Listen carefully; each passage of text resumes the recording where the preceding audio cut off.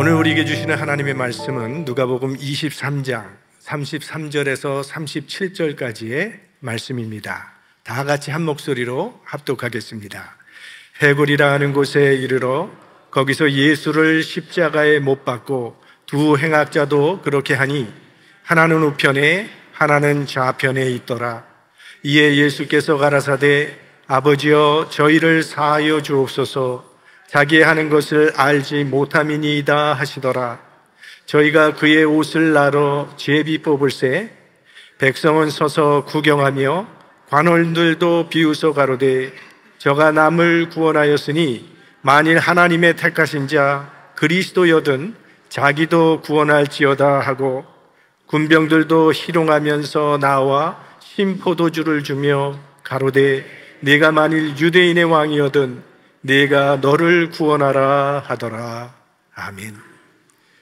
예수님께서는 십자가상에서 7마디의 말씀을 남기셨는데 그걸 우리는 십자가상의 칠언 혹은 가상칠언이라고 그렇게 말합니다. 마태복음과 마가복음에는 하나가 나오는데 똑같은 구절, 나의 하나님 어찌하여 나를 버리셨나이까, 이 말씀 하나가 나옵니다. 그리고 누가복음에 3마디의 말씀이 나오고 또 요한복음에 3마디의 말씀이 나와서 총 7마디의 말씀입니다. 근데 이 예수 그리스도의 마지막 7마디 말씀은 다 짧습니다. 한 문장으로 되어 있습니다. 십자가의 고통이 너무나도 컸기 때문에 길게 말씀하실 수가 없었기 때문이죠. 하지만 그 짧은 말씀 속에 우리 주님의 마음이 다 농축되어 있기 때문에 우리들에게 주는 의미는 매우 큽니다. 이번 고난주간에는 이 십자가상에서 주님께서 남기신 이 7마디 말씀을 뜻을 생각해 보면서 우리 삶에 살아가야 할 방향과 우리의 삶을 조명해 보는 그런 시간을 갖고자 합니다. 오늘은 그중 첫 번째 말씀으로 아버지여 저희를 사하여 주옵소서입니다. 그러니까 주님의 마음이 얼마나 우리들의 죄를 사하여 주시는데 그 초점이 맞추어져 있음을 알 수 있죠. 우리 복음서에 보면 어떤 사람이 중풍병자를 들것에 메고 와서 고쳐달라고 하면서 지붕을 뚫고 예수님 앞에 내렸을 때 예수님께서 그 병자를 보고 가장 먼저 하신 말씀은 내 죄의 사함을 받았느니라 였습니다. 그러니까 예수님은 죄의 문제를 최우선적으로 해결해 주셨습니다.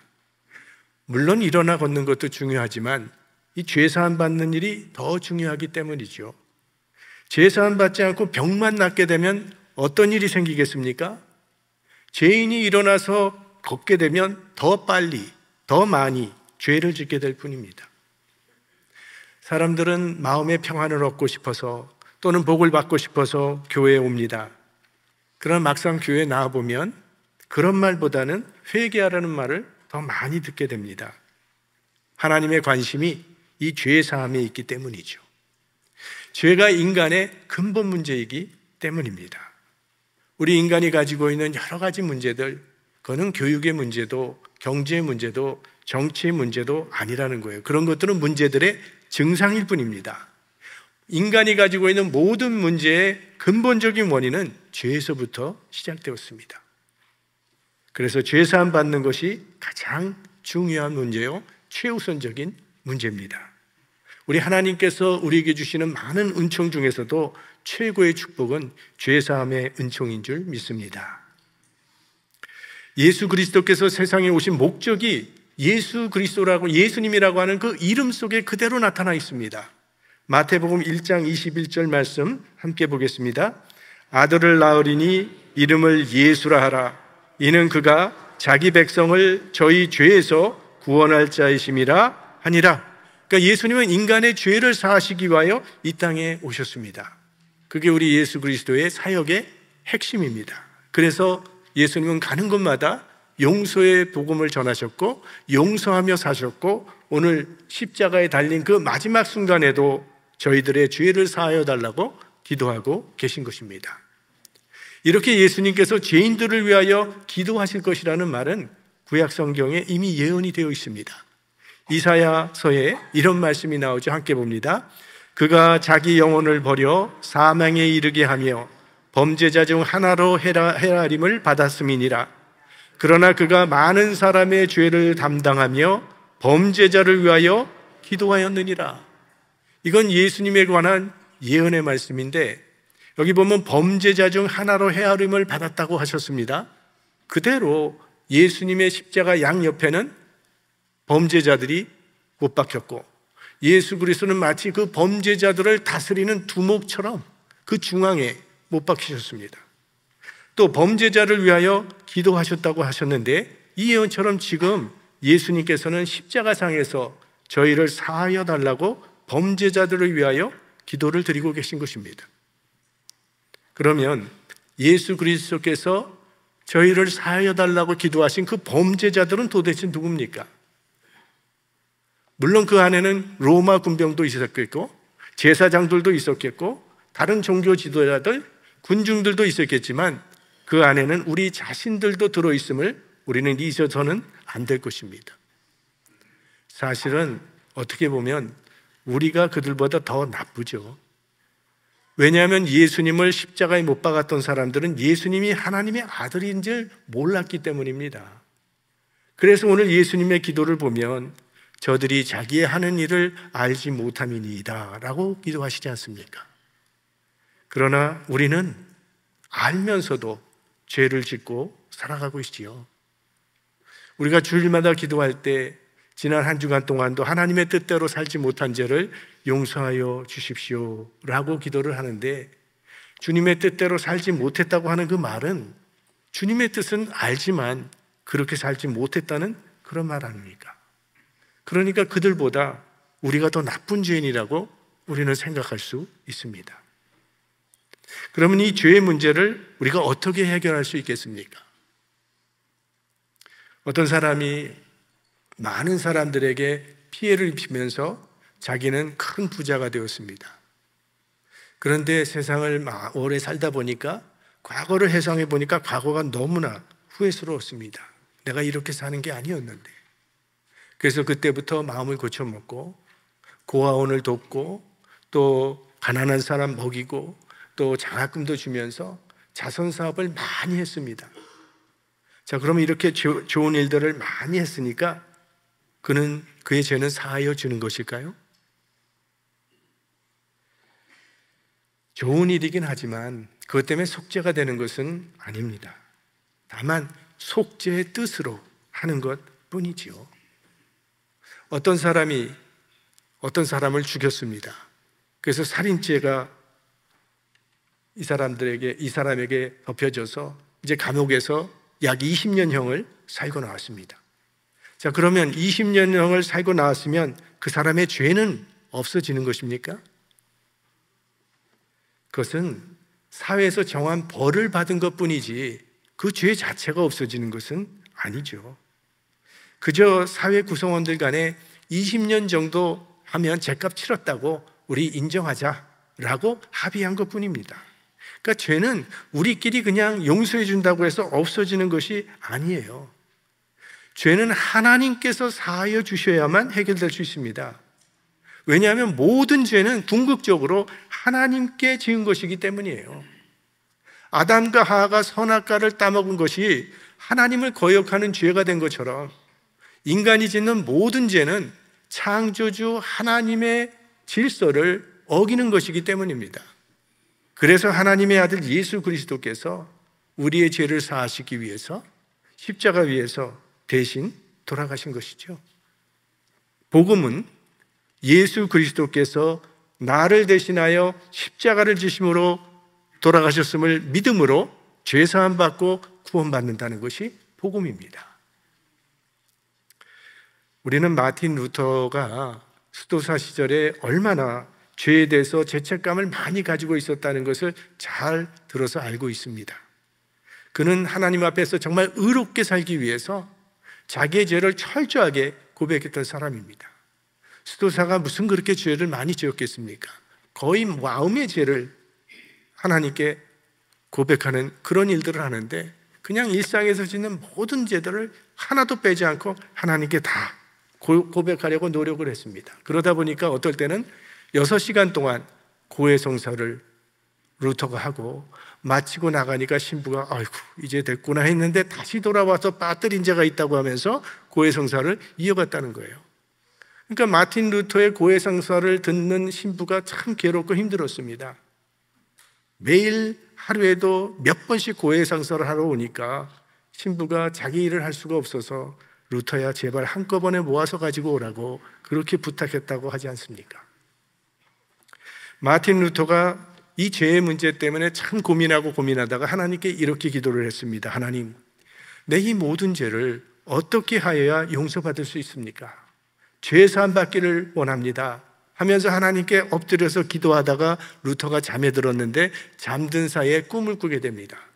꿈에 큰 칠판이 하나 나타나고 천사가 그 칠판에 루터라고 하는 이름을 쓰고 그 밑에 뭐를 계속 적어 내려가는 겁니다.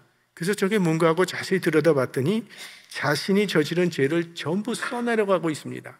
하나도 빠뜨리지 않고 낱낱이 칠판에 기록하는 겁니다. 그걸 보면서 루터는 두려운 생각이 들었죠.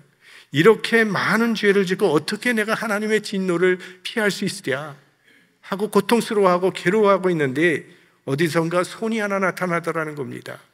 근데 그 손을 보니까 못자국이 난 손이에요.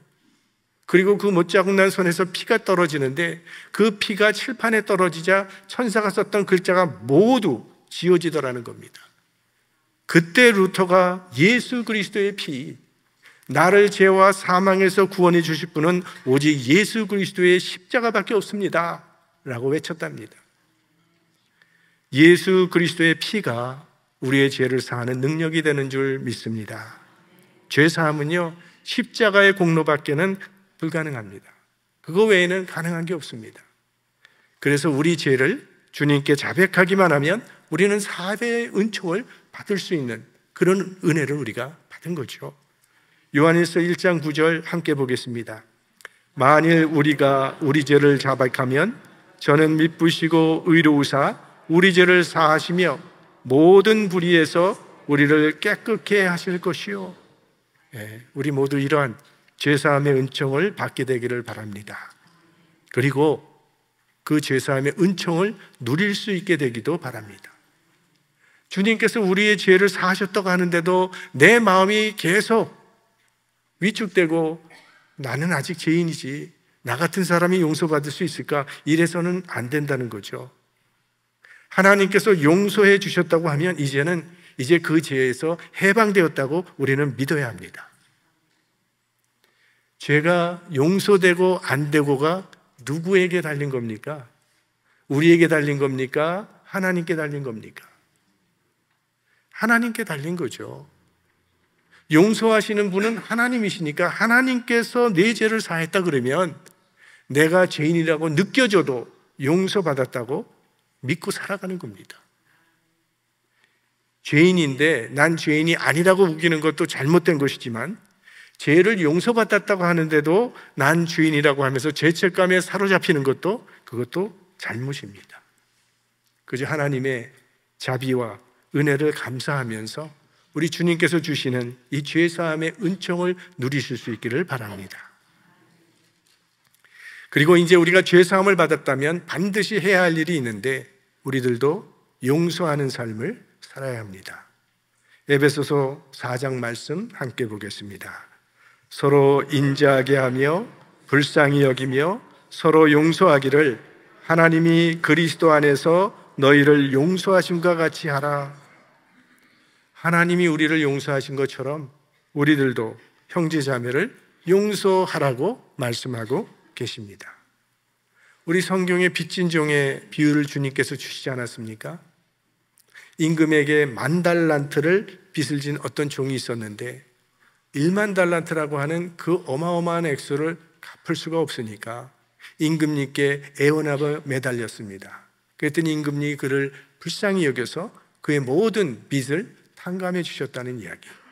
얼마나 감사한 일입니까? 그 인생의 가장 감격한 순간이었을 것입니다. 그런데 이 사람이 빚을 탕감받고 나오는 가운데 자기에게 100데나리온 빚진 사람을 만났다고 합니다. 여러분, 데나리온이라고 하는 건 우리가 노동자 하루의 품삯이라는 것을 잘 알고 있죠. 그러면 달란트는 어느 정도 되냐 하면요, 한 달란트가 6,000데나리온이라고 합니다. 그러니까 한 달란트가 되려면 6,000을 연수로 계산하면 16년이 돼요. 16년 동안 하루도 빠짐없이 일한 값이 1달란트예요. 그러면 1만 달란트를 빚졌다고 하니까 1만 달란트는 몇 데나리온이 되죠? 16년 곱하기 만이니까 16만 년이에요. 이거는 상상이 안 가는 그런 빚을 진 겁니다. 그러니까 1만 달란트에 비하면 이 100데나리온은 돈도 아니라는 거예요. 그런데 그 빚을 갚지 않는다고 그 친구를 옥에 넣었다는 거잖아요. 그리고 그 소식을 들은 임금님이 그 종을 다시 불러서 너 그 사람도 옥에 넣었다는 그런 이야기. 하나님께서 용서받은, 하나님께로부터 우리가 용서받은 죄는 너무나도 큰데 나에게 조금 잘못한 일을 용서하지 않는다면 하나님도 나를 용서하지 않을 것이라는 그런 비유죠. 하나님께 용서를 받으려면 자기도 형제를 용서해 준다는, 해야 된다는 그런 말.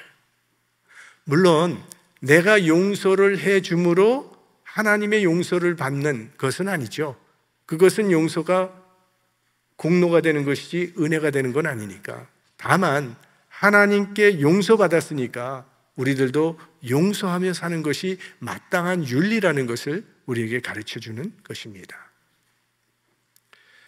교회에서 우리가 이렇게 함께 신앙생활을 하다 보면 원치 않게 인간관계가 어그러지는 경우가 있습니다. 사람이 나빠서 그런 게 아니라 둘 다 그래도 예수님을 사랑하고 신앙생활 열심히 하는 분들인데 뭔가 맞지가 않고 부딪히는 바람에 골이 깊어지는 그런 경우들이 종종 있습니다. 한 교회에서 정말 신앙이 좋은 집사님들, 믿음도 좋고 봉사도 열심히 하고 전도도 열심히 하는 성도님 2분, 이게 교인 2분이 계신데요. 이분들이 어떤 일로 의견이 맞지 않아서 싸움을 하는 바람에 관계가 굉장히 불편해졌습니다. 그러니까 만나도 본척만척이에요. 인사도 하지 않습니다. 얼마나 마음들이 불편하겠어요. 그걸 보고 있는 사람들은 또 얼마나 불편합니까? 그래서 목사님이 그 2분에게 이렇게 권유를 했습니다. 2분은 다 우리 교회 참 소중한 분들이신데요. 우리 이제는 그만 화해를 하시죠. 그랬더니 목사님, 내가 다른 것은 다 해도 용서만은 못하겠습니다. 이랬다는 거예요. 용서하기 힘든 이유는 우리 감정이 용납되지 않기 때문이죠. 그러면 우리 예수 그리스도께서 오늘 십자가상에서 저희를 사하여 주옵소서라고 기도를 하셨는데 이 기도는 예수님의 감정에 용납되는 기도였겠습니까? 지금 예수님의 십자가 밑에는 군중들이 예수님을 조롱하고 있어요. 저가 남은 구원하였을 때 자기는 구원하지 못한다. 네가 하나님의 아들이라면 너를 구원해봐라. 그러면 우리가 믿겠다. 희롱하며 모욕하고 있습니다. 예수님을 십자가에 처형시키는 역할을 했던 종교 지도자들은 자신들이 한 일을 아주 자랑스럽게 흐뭇하게 쳐다보고 있습니다. 예수님의 손과 발에 못을 박은 로마 군병들은 예수 그리스도가 입었던 그 옷을 나누겠다고 제비를 뽑고 있습니다. 지금 예수님은 바로 이런 사람들을 용서하는 기도를 하고 계십니다. 이 기도는 감정에 근거한 기도가 아닙니다. 감정에 근거한다면 원망하고 저주하는 것이 당연하겠죠. 용서의 문제를 감정적으로 접근하면 용서할 수 있는 사람 아무도 없습니다. 용서할 마음이 생기거든 용서하라가 아니라는 거예요. 용서는 하나님의 뜻이라고 말씀하십니다. 내 감정이 용납되지 않는다 할지라도 용서해야 된다는 거예요. 용서는 선택이 아니라고 말씀하시는 거죠. 용서는 권면도 아닙니다. 용서는 하나님의 뜻이요 하나님의 명령입니다. 그 본을 지금 예수 그리스도께서 십자가에서 우리에게 보여주고 계신 거죠. 예수님은 우리를 용서하시기 위해서 자신을 십자가에 죽이신 거예요. 살아서는 용서할 길이 없기 때문에 죽으면서 용서를 실천하고 계신 것입니다. 그러니까 용서에는 자기를 죽이는 아픔이 따른다는 것이죠. 십자가의 사랑을 우리가 최고의 사랑이라고 말하는 이유는요, 용서의 사랑이기 때문입니다. 사랑 중에 가장 큰 사랑은요, 용서의 사랑이에요. 전도도 열심히 하고 구제도 하고 봉사도 하고 이거 다 귀한 사랑이지만 용서의 사랑에 비할 것은 못 돼요. 왜냐하면 그런 거 열심히 잘하는 사람도 용서는 못하기 때문입니다. 그래서 용서야말로 이게 최고의 사랑이요 마지막 사랑이지. 언젠간 우리가 세상을 떠날 날이 올 텐데 우리가 세상을 떠나기 전에 맨 마지막에 해야 될 일이 무엇이라고 생각하세요? 먼저는 하나님께 우리의 죄를 사하여 달라고 기도해야 할 것입니다. 그리고 살아오는 도중에 얽히고 설킨 관계로 살아왔던 사람들과도 다 풀어야 하지 않겠습니까? 바라기는 우리 교회 안에서는 주님 오시는 그날까지 원수진 사람이 없기를 바랍니다. 혹 그런 관계가 있다면 용서하시고 그 매듭을 푸시기 바랍니다. 앙금이 있다면 그거 다 걷어낼 수 있기를 바랍니다. 십자가는요, 나의 죄를 용서해 주시는 주님과 나 사이의 관계로 출발하지만 거기서 멈춰서는 안 되고 이제는 너와 나의 관계로 확장되어야 합니다. 주님은 우리의 죄를 사하시기 위하여 십자가를 지셨습니다. 그래서 우리는 죄 사함의 은총을 받았습니다.